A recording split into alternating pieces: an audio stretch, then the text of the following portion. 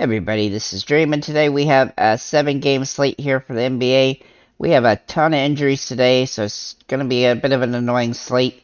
But overall, I have some picks for you. I have Chicago over Indiana, Miami over Boston, Cleveland over the Knicks, Denver over the Pelicans, Dallas over Washington, Phoenix over Charlotte, and the Clippers over the Lakers. So with that said, this slate, like I told you, has lots of injuries. There's quite a few questionable tags today, which definitely make this slate a little bit annoying. I also think there's a couple teams that we're not going to find out about what their injury situation might be like today until later on. I'm talking about the Clippers, possibly talking about the Lakers as well. So with that said, let's get into the slate though. For the Bulls, Dragic is out and Javonte Green is out. For the Pacers, Nimhard is questionable and Halliburton is out. For the Celtics, Robert Williams, Brogdon are both questionable. Smart and Horford are both doubtful. For the Heat, Robinson is out, Kane is out, and Jovic is out. For the Knicks, Robinson is out, Quickly is questionable. For the Nuggets, Joker is questionable, Porter Jr. is questionable, and Highland is questionable. For the Pelicans, Marshall is questionable, Zion is out, and Ingram is doubtful. For the Wizards, Porzingis is out. For the Mavericks, Wood is out. For the Hornets, Ball is questionable and Oubre is out. For the Suns, Booker, Ayton, Payne, and Shamet are all out. For the Clippers, Wall and Kennard are out. And for the Lakers, Davis, Walker, and Hachimura and Reeves are out. And LeBron is questionable. So with all that said, we have several teams that are going to have situations that we're going to have to wait on a little bit for, like the Celtics, also the Nuggets, the Pelicans, and even the Hornets. I mean, there's just a lot today. It's kind of been an annoying slate from that perspective. But that said, we have some pretty good slates available on these sites. I like DraftKings 1,000 times better than FanDuel today. I don't know if it seems like DraftKings just dropped everybody's price. Now, obviously, there's some guys that aren't that cheap, but comparatively between DraftKings and FanDuel, there's a lot of dudes that are a lot cheaper on DraftKings than they are on FanDuel, especially at center, and also just generally speaking, like for instance Jamal Murray. I think he's over $1,000 difference. This is also true for some others. Chris Paul's like $800 difference. I mean, it seems like there's a ton of guys that kind of fit that. Bismack Biyombo's $1,000 difference. Danny Avdija for Washington is $1,000 difference. I mean, there's just a lot of that today. So with that said, though, let's get into the slate here. So we're going to start off by looking at T.J. McConnell for Indiana here at $6,100. If he starts, and I'm going to say this very specifically, he needs to be starting for me to like him at this price point. His price has shot up a lot due to Halliburton being out and him playing good minutes and having a lot of success. It does necessitate that he is a starter for me to want to utilize him at this price point.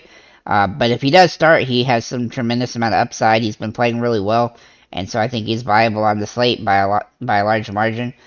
Chris Paul for Phoenix, he should be good to go today. We do want to make sure he ends up playing, though. He's only played one game back so far. But with Booker out and Ayton out, he's going to have more usage, and he's going to have some upside as a result of that. And this is a nice plus matchup for him. I could see him taking it easy, though, in this game, so do keep that in mind and make sure that he is slated to go before the slate. Then we'll look at Luka, who has absolutely just dominated opponents lately. He's had a couple off games, but for the most part, he just dominates everybody. His price is obviously super high. The only real way you can use him is if injury situations open up that necessitate that you need to pay up for somebody crazy. I mean, we'll look at the Pelicans and the Clippers and a couple other teams as potential situations that could open up some value that would make him viable here. Then we'll look at Jamal Murray, who might also be one of my favorite plays on the slate.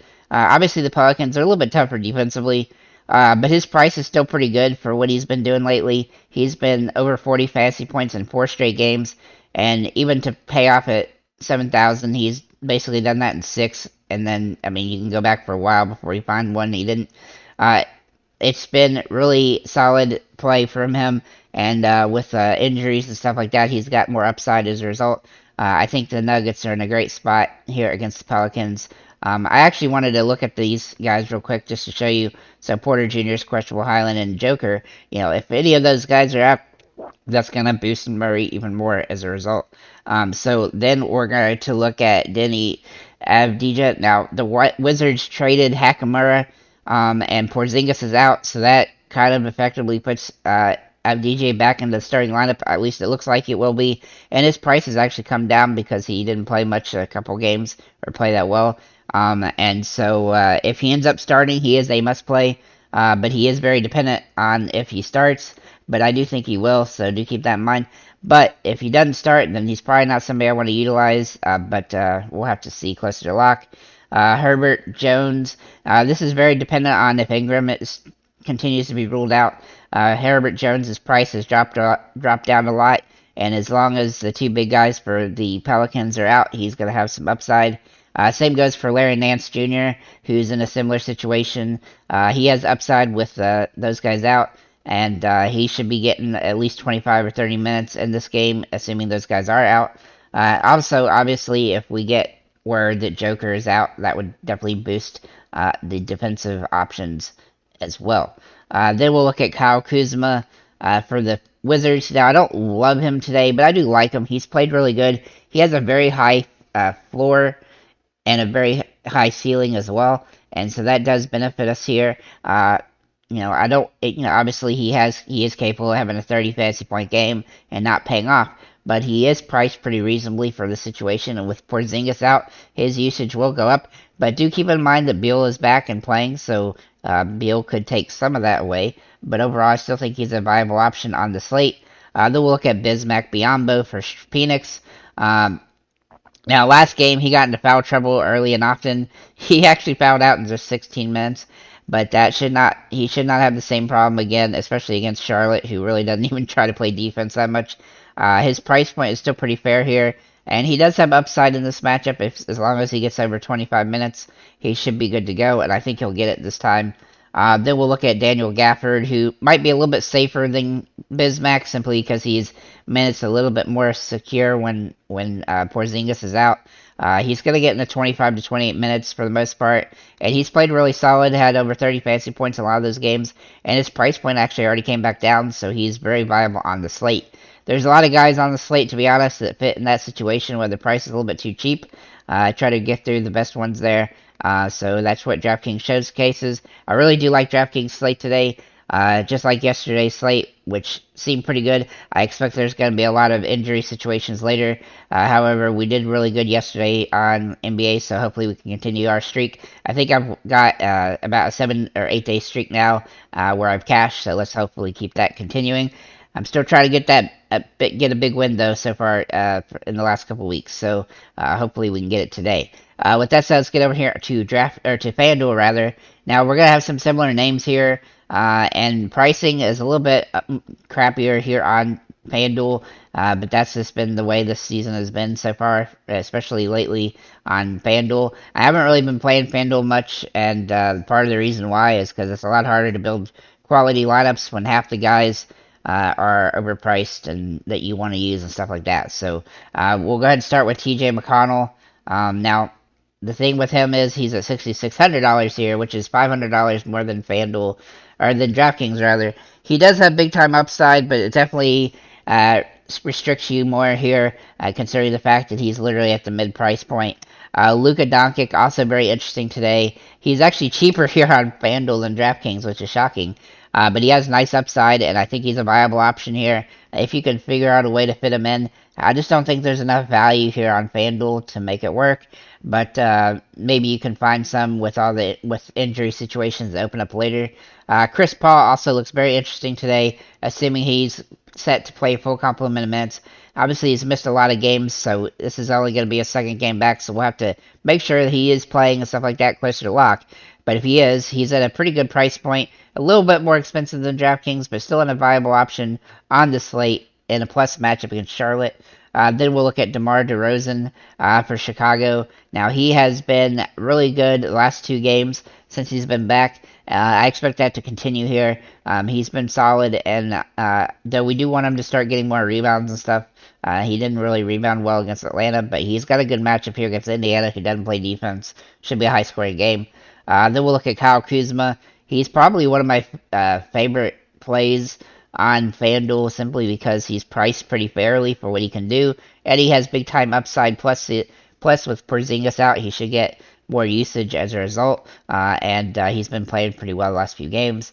CJ McCollum also very interesting today here on FanDuel. Now this is a little bit of a tough matchup against the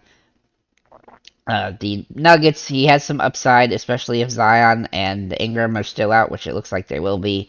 Then we'll look at Denny Avdija. Now, he's not as cheap over here on FanDuel as he is on DraftKings. He's a full $1,000 cheaper on DraftKings, but he's still viable here, simply, especially if he starts. But keep in mind, he does need to start for him to be viable.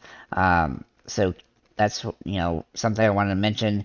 Then we'll look at Zach LaVine for Chicago. Now he has some interesting upside in the situation with the with the situation with the other guards in Chicago, and also Indiana not having Halliburton and basically not playing defense. Him and DeRozan typically do pretty good most of the time together, but sometimes I kind of look for one over the other. But in this situation, I like both of them a lot. Then we'll look at Nikola Vucevic, who is priced pretty fairly for what he can do. He's had some really massive games lately, but he's also had a couple off games, but his floor is pretty high now, and especially with the fast-paced type of game this is going to be, he's going to have a lot of opportunity for rebounds and also just getting jump shots and things like that. And then finally, Bismack Biyombo. Now, I don't love him on FanDuel, but he is a value play regardless. He's a little bit risky due to the fact that he can get into foul trouble like he did last game and play a few minutes, but if he can get over 25 minutes, he should be able to pay off at this price regardless, and it is a plus matchup. But again, remember, he did get in foul trouble last game, and that hurt him, and he's a full $1,000 more expensive here on FanDuel than DraftKings. With that said, guys, that's what I have for the slate. Obviously, this slate is going to be very dependent, like most slates in the NBA lately, about injury situations that we learned closer to slate. Right now, I really like forwards a lot better than guards, but especially on DraftKings, I feel like guards are better than forwards on FanDuel, and then of course centers. There's good value plays on DraftKings, but not so much on FanDuel. So keep that in mind. With that said, guys, thank you for liking, commenting, subscribing. If you have any comments or questions, feel free to leave them below, and have a nice day, guys.